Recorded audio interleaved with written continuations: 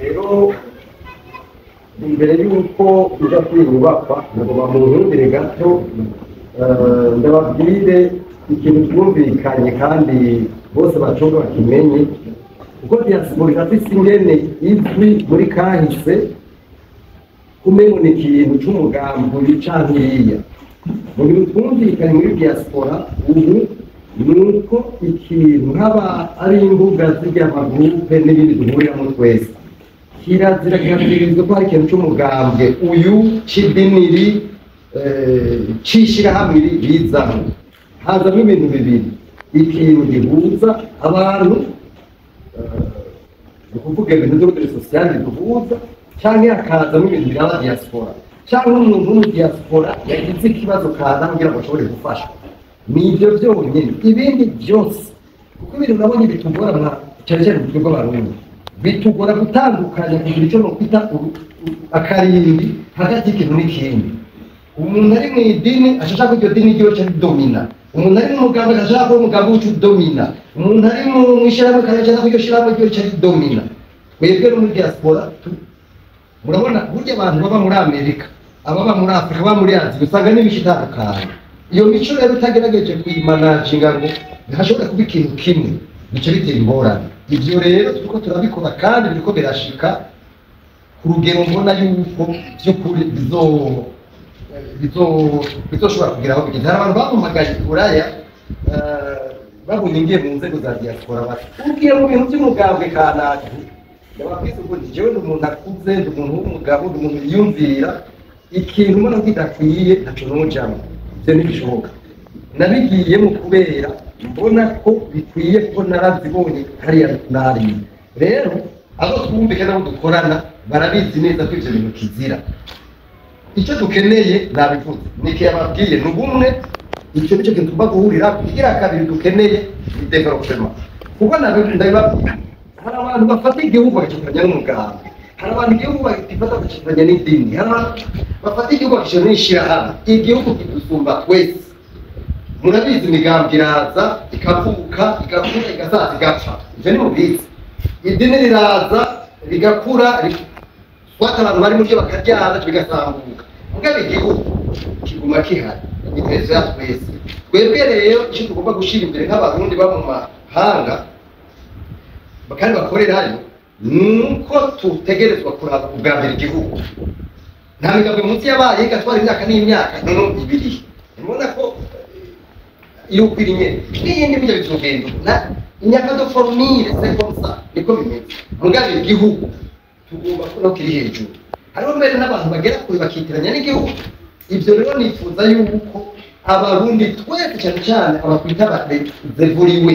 aba diaspora babanza kwishira mu mutwe kandi tukabera karura abandi ivyo rero je mbona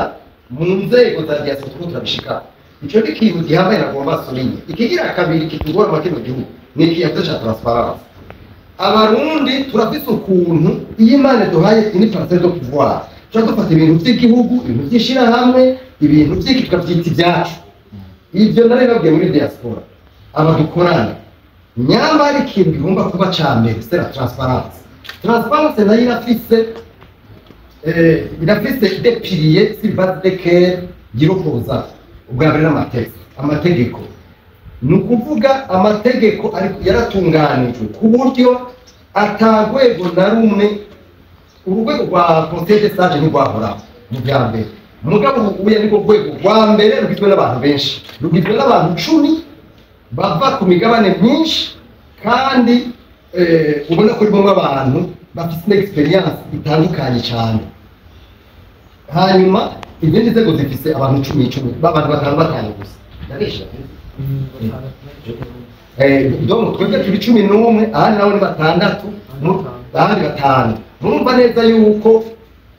urwo rwego ni urwego rukomeye rufise ibintu bihambaye gukora mugabo zose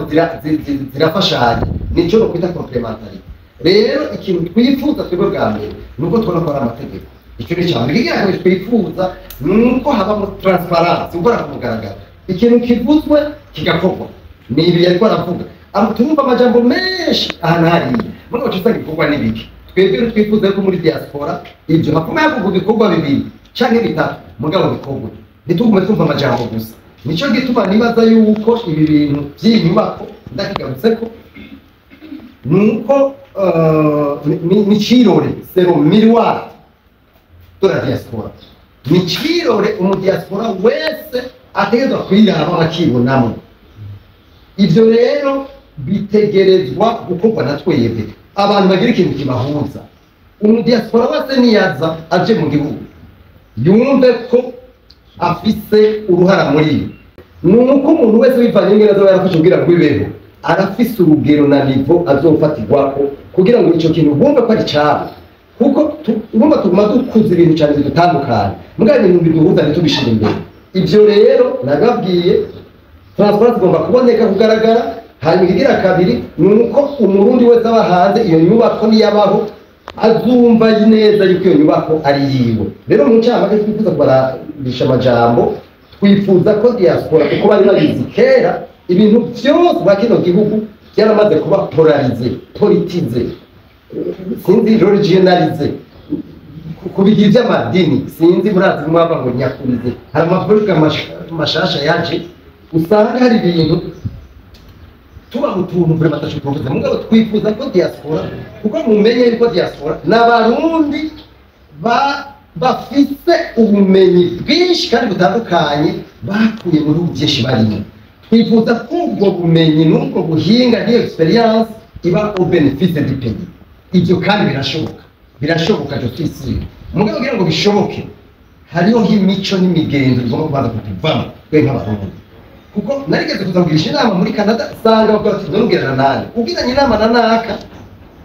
uco twashaka kwitirira umugambwe kana bashaka kwitirira idini kana ubwiranye inama ukabura icyo ufata n'icyo we iyo ndwara igomba gukira byanga bikunda kandi birashoboka. Mu cyamake rero jewe ndafite icyizere ko ibintu byose bizogenda neza mugabo tugomba kubigira nk'ubuhara ubwa mbere twebwe nyene. Murakoze.